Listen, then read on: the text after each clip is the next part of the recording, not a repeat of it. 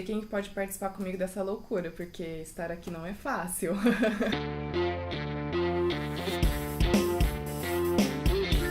Eu faço travessias.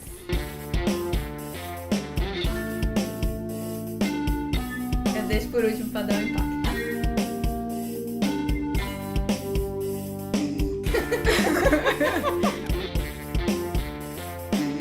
Desta vez, o Imagina Elas decidiu tratar de um assunto super importante para elas, quer dizer, para nós, o Outubro Rosa.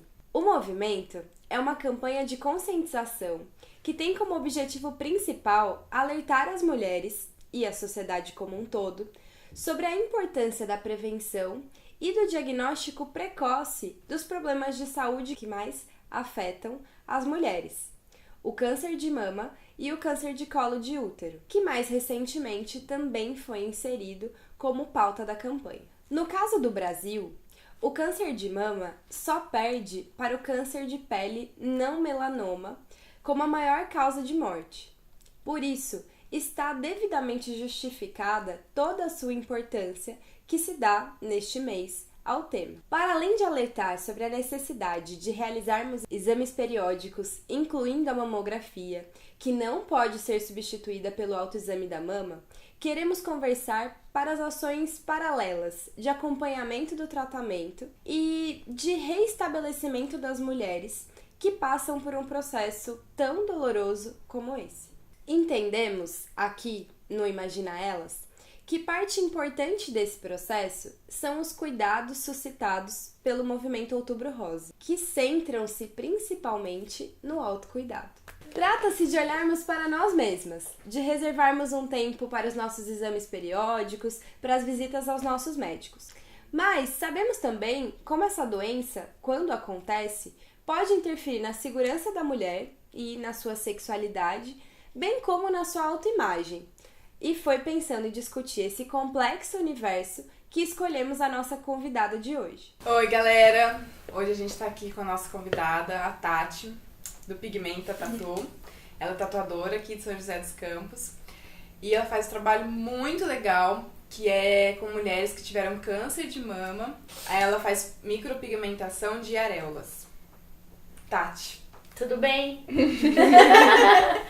Conta pra gente um pouquinho como que foi, por que você entrou nessa, conta um pouquinho dessa história e desse trabalho que você faz. Beleza.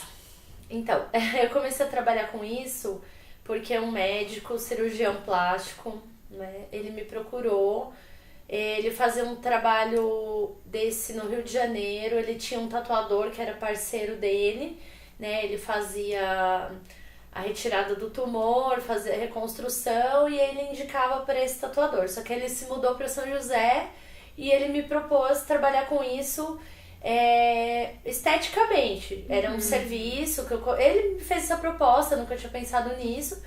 E aí ele falou, olha, o seu trabalho é à parte, você cobra o que você quiser, mas eu queria saber se você faz.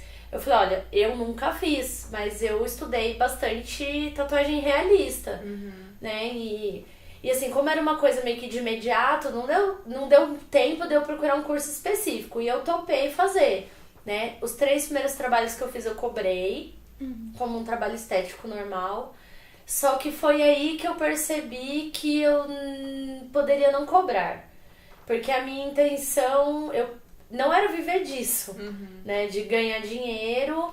Não acho errado quem faz, porque é um trabalho mesmo, né? É um trabalho normal, como qualquer outro. Só que como o meu trabalho, o meu foco principal é a tatuagem artística, então eu optei por fazer isso voluntariamente. Tá. Né? Seria uma coisa que, pra mim, me faria eu me sentir bem, enfim, né? Tem uma ligação espiritual minha com isso, que eu gostaria de fazer dessa forma. E aí eu comecei a fazer esse trabalho voluntário, né? Comecei a divulgar dessa forma, e teve uma pessoa que me ajudou a fazer a parte gráfica, o layout, aí isso fez com que mais pessoas tivessem acesso, né? E aí foi assim que eu comecei a fazer esse trabalho, eu tô fazendo até hoje. Tati, em que momento que elas te procuram pra fazer esse procedimento?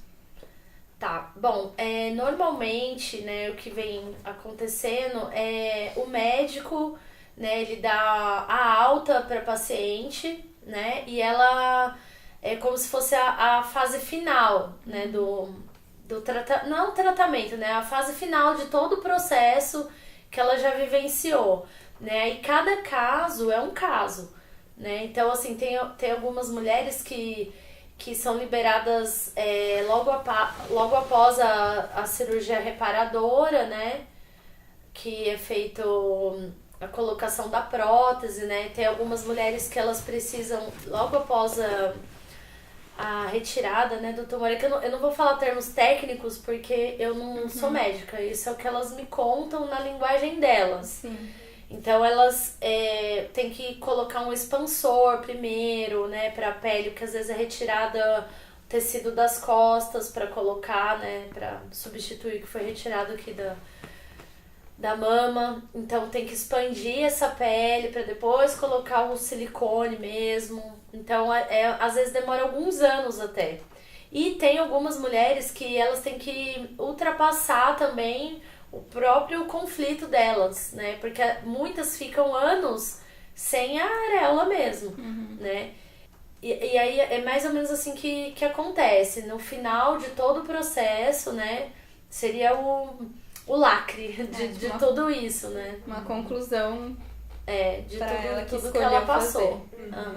E Tati, você acha que esse lacre, esse processo final, ajuda na reconstrução da autoestima dessa mulher depois de todo esse processo? Como ajuda? Por que ajuda? Ajuda muito mesmo, assim, porque tem algumas que elas não conseguem se olhar no espelho, tem algumas que não se tocam. Até arrepia de ouvir. Imagino. E elas não conseguem se olhar, né? Teve algumas que, assim, quando eu tô com elas lá, por mais que eu sinta, né, às vezes a empatia, é complicado, né? Só que assim, a gente não é melhor do que ninguém, né? Eu não posso me colocar nessa situação. Eu vou te ajudar por quê? Eu sou melhor do que ela pra ajudar? Não é isso, mas assim... Então eu me posiciono assim.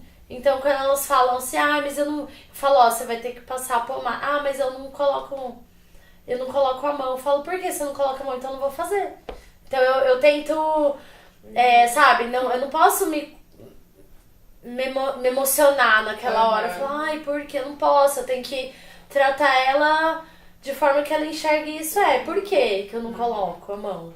Né? E teve uma moça que foi bem assim mesmo. Ela falou, mas eu não vou passar pomada. Eu falei, então você enrola um plástico na colher de pau, se vira. Não quero ver, eu não vou fazer um trabalho aqui pra depois você voltar com esse negócio aí não cicatrizou direito. Então eu tento dar uma descontraída, ficar assim. prático, né? Mas assim, é impressionante, né? Porque como eu trabalho com a tatuagem artística, então, na maioria das vezes, a pessoa ela tá tão preocupada com milímetros, com põe mais pra cá, não sei o que.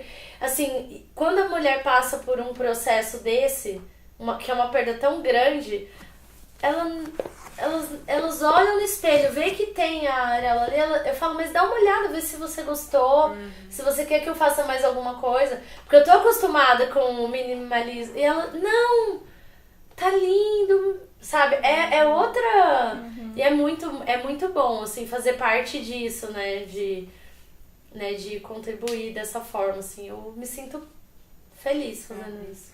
É que pra gente, pra mulher, o seio é algo muito importante, né? Do nosso corpo, assim. Então, pra uma mulher que teve que retirar, né, um seio e fazer... Nossa, tá falando, eu me emocionei aqui. Fazer reconstrução, né? Desenhar areola... E tanto faz, realmente, se tá mais pra esquerda ou pra direita, mais pra cima, mais pra baixo. Ela tá vendo de novo o corpo dela ali, como ela nasceu, né? Então, acho que esses tipos de trabalho que acompanham essas mulheres que passaram por esse processo de câncer é muito importante para essa questão da autoestima que atinge todos os seres humanos, né? Que a gente sofre de autoestima o tempo todo. Um dia tá bom, outro dia não tá. E essas pessoas que têm alguém, né, que tem uma doença, que passou por um processo de cura de alguma doença, a questão da autoestima, ela pega muito mais forte nesse sentido, né? Sim. E quando mexe com o corpo, que a sociedade ainda pede que a gente tenha um corpo perfeito, mulher, né, toda desenhada, ainda tem essa questão, né, de ter essa reconstrução. Eu acho que é foda. É um resgate, né? É um resgate. Porque elas perdem o cabelo, mas elas perdem, às vezes, pessoas, né? Que é também que, por conta da aparência, né? Maridos abandonam, que é as histórias que eu ouço bastante, assim, que a maioria delas são abandonadas, né? Pelos maridos. Né? Isso é real. E você que tá mais próxima, você sente qual é o maior motivo, assim, justamente por tirar essa imagem do que é tipo, o padrão de mulher, porque ela pode sofrer uma cirurgia, ou você acha que é antes desse processo ainda que acontece esse abandono? Então, na maioria das vezes, pelo que elas contam, é quando elas assim, não cada caso é um caso, mas assim, quando tem a revelação, né? Vai contar pra família e tal. A maioria, no caso, não sabe lidar com aquilo. Já acha que a pessoa vai morrer. A maioria dos homens, você disse? Sim, a maioria dos companheiros, né? Eles não sabem lidar com isso, né? E não sabe lidar, não quer lidar. Então, quando elas me contam, né, que foram abandonadas, né, a primeira coisa que eu falo é: nossa, que bom, foi por isso que ele te largou? Nossa, que bom, você tá livre, né, porque essa pessoa, né... Melhor do que ficar com uma pessoa desse jeito, é a primeira coisa que eu falo, que maravilha, tá solteira. Aí eu falo assim também: tá solteira, agora tá com a areola, pode fazer nudes. Eu falo pra elas: imagina! Eu falo, dependendo se elas dão liberdade, eu falo: aí, ó, tá vendo? Já não vai ter mais, filtro, já não vai ter esse problema. Porta da lista. Porque tem que tentar levar numa boa, né? E é isso. E nesses casos que você já fez, elas sempre optam pelo desenho da areola ou tem casos em que não? Porque eu fico pensando que às vezes a cicatriz, claro que assim, a gente tá falando de um lugar de fala que não é nosso. Mas fico pensando que às vezes uma cicatriz que a gente tem, a gente até quer preservar a cicatriz como uma marca daquele momento, daquela experiência. Então tem outras relações com a reconstrução que você já viveu? Então, que eu vou falar das pessoas que procuraram. Sim. Né, e que não gostam, porque elas me procuram pra isso. Eu não tive a oportunidade de conversar com outras mulheres que se curaram do câncer de mama e que não querem, que querem ficar com a cicatriz, né? Mas eu lembro que eu vi no seu Face, do Reviva, né, que tinha uma mulher que fez uma tatuagem. Não a reconstrução. Sim.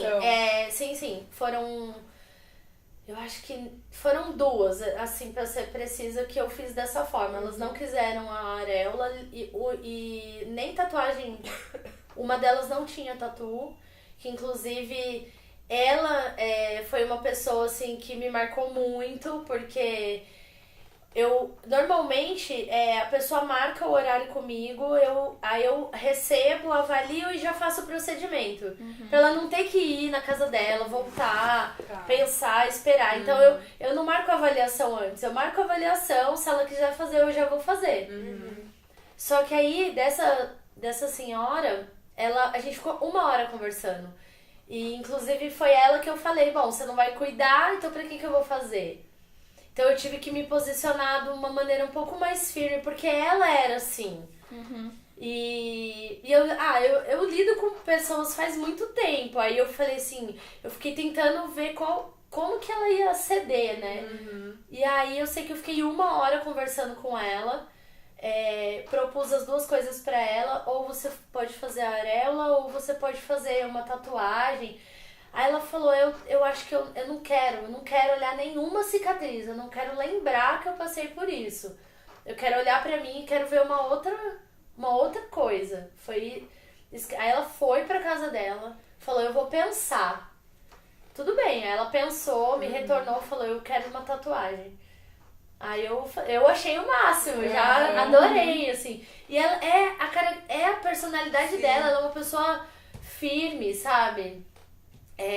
ela não sentia... Ela foi uma das mulheres que foi abandonada pelo companheiro. Só que o caso dela também era bem agravante, assim, porque ela tinha tido câncer, acho que de útero já. Aí ela não pôde ter filho. Então os relacionamentos dela eram conturbados. Aí esse último companheiro que ela tava, que ela achava, isso ela com 60... Não, acho que ela tinha 50 e poucos anos já. Não me lembro. E enfim, e aí foi toda uma história. E eu precisei conhecer isso pra eu poder realizar esse trabalho pra ela, né? E outra coisa que eu disse pra ela também, que eu lembro que foi duro, assim, eu falar. Eu falei assim, eu perguntei pra ela assim, você faz algum acompanhamento psicológico, terapêutico, né? Ela falou assim, eu faço. Eu falei assim, porque ela era muito dura, ela falava que ela não ia pôr a mão, ela falava que ela... Eu falei assim, eu preciso ver. Ela falou, então você olha, porque eu não quero olhar. Então eu fiquei com receio de não atender a expectativa dela, na verdade, né? E se eu faço e eu não desconstruo isso, né? Como que eu vou me sentir? Porque o meu trabalho, eu sabia que eu ia fazer uma tatuagem, né? Tinha confiança, mas eu fiquei insegura se ela ia ficar... Se ela ia superar isso. Se ia servir pra se reconectar com esse isso, corpo. Que esse é o objetivo. Essa é a ideia. Né? Perfeito. E aí eu falei pra ela, eu falei assim, ó, eu disse isso pra ela, que eu ia fazer o melhor de mim, mas que eu queria que ela procurasse aceitar o que aconteceu com ela. Que isso eu não ia conseguir fazer, que só ela ia conseguir. Que não adiantava, eu podia fazer o desenho mais lindo do mundo, se ela não aceitasse, ela não... Porque mesmo que ela olhasse pro espelho, ela ia saber que a cicatriz estava embaixo. Mesmo que ela não visse, então ela tinha que aceitar. Resumindo, essa pessoa é muito querida pra mim, eu falo com ela até hoje, já tem uns 2 anos que eu fiz. Ela fica me levando presente lá. Eu já falei pra ela não fazer isso, mas ela é muito querida, sabe? E eu gosto muito dela. Eu não posso falar o nome dela, mas ela sabe quem que ela Ela sabe quem é. E fora ela, tem outras, assim, nossa, muito queridas. Essa semana ela mandou uma foto pra mim que fez, acho que 1 mês. Aí ela tirou um selfie dela, mandou.